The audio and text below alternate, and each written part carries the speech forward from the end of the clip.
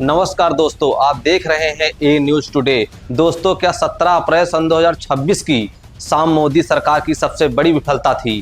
क्या विपक्ष ने सरकार के मास्टर स्ट्रोक को मास्टर फ्लॉप कर दिया? आज हम बात करेंगे उस सन 2026 की डेडलाइन की, जिसके पीछे सन 2001 में अरुण जेटली ने एक ऐसी दलील दी थी जो आज की सरकार के लिए गले की हड्डी बन गई है। अमित शाह आज सदन में भले ही इंदिरा गांधी को कोस रहे हों, लेकिन क्या वो अपने ही नेता अरुण जेटली की बातों को भूल गए? सन 2001 में तत्कालीन कानून मंत्री अरुण जेटली ने कहा था कि सीटों को तब तक फ्रीज रखा जाए जब तक जनसंख्या स्थिरीकरण का लक्ष्य पूरा न हो जाए। Second reason is that there are a number of states which are successfully implementing the family planning program, and there are some states which have not been so successful in implementing the family planning program.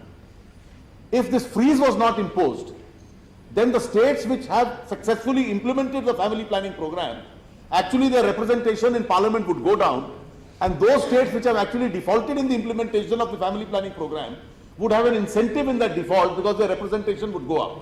Therefore, not to create such an anomalous situation, it has been considered necessary to freeze the number of seats on basis of the 1971 census as they exist today till the year 2026, both as far as the center is concerned and the states are concerned.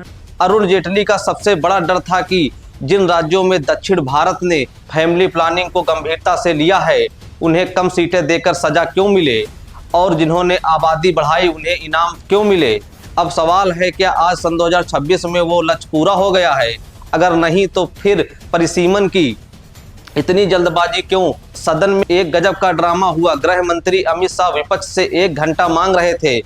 क्यों? क्योंकि उन्हें संशोधन की copy xerox करवानी थी। जिस देश में बजट डिजिटल पेश होता है, जहां हर सांसद की टेबल पर टैबलेट लगा होता है, वहां गृह मंत्री फोटोकॉपी के लिए सदन स्थगित करने की बात कर रहे थे। क्या जेरॉक्स बस एक बहाना था, या फिर सरकार को पहली बार लगा कि पिच बदल चुकी है और विपक्ष अब डरने वाला नहीं है? प्रधानमंत्री मोदी सदन में गारंटी शब्द का इस्तेमाल कर रहे थे, अमित शाह वादा कर रहे थे, लेकिन विपक्ष की एक ही मांग थी, गारंटी नहीं, ड्राफ्ट में लिख कर दो। विपक्ष का कहना था कि अगर आप वाकई 50% सीटें बढ़ाने को तैयार थे तो वो बिल के कागजों में क्यों नहीं था? स्मृति ईरानी का तर्क था कि विपक्ष को असंवैधानिक संस्थाओं पर भरोसा नहीं है, जबकि विपक्ष का सवाल सीधा था, जनगणना क्यों नहीं हुई?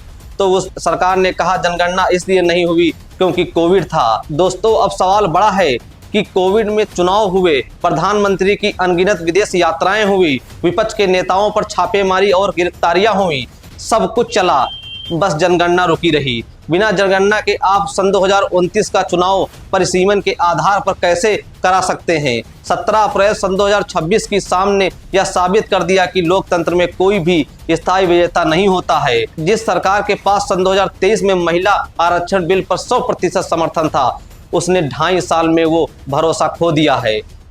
क्या यह सिर्फ एक बिल की हार थी, या सरकार के उस अहंकार की हार थी जो मानता था कि विपक्ष कभी एकजुट नहीं हो पाएगा? विपक्ष अब विज्ञापनों और नैरेटिव के भूत से नहीं डर रहा, अब लड़ाई दावों की नहीं दस्तावेजों की है। दोस्तों, आप क्या सोचते हैं? कमेंट बॉक्स में जरूर बताएं।